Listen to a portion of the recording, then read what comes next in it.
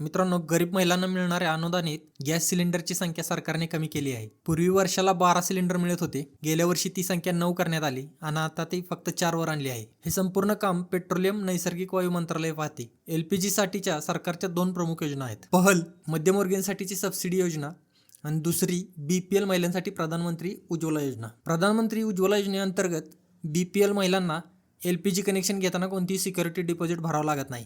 त्यांना मोफत gas stove दिला जातो. पहिला सिलेंडरही मोफत दिला जातो.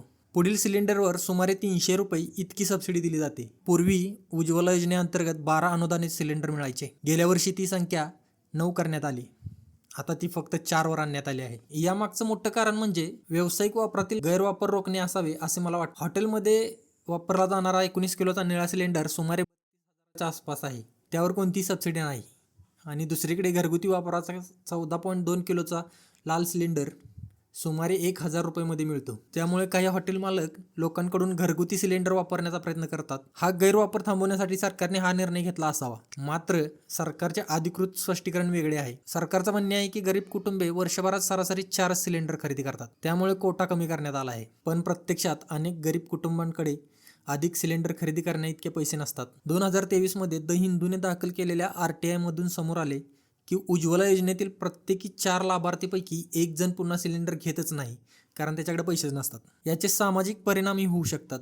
जर गरीब कुटुंबे पुन्हा लाकूड व इतर इंधने वापरू लागली तर लाकूड गोळा करण्याची जबाबदारी अनेकदा घरातील मुलींवर येते. त्यामुळे त्यांच्या शिक्षणावर परिणाम होऊ शकतो. तसेच झाडाची तोड, जंगलतोड आणि पर्यावरणीय समस्या वाढू शकतात. या संदर्भात काही अधिकाऱ्यांनी दिलेली कारणे ही चर्चेचा विषय ठरली. त्यांचं म्हणणं होतं, सरकार प्रत्येक सिलेंडरवर मोठी सबसिडी देते.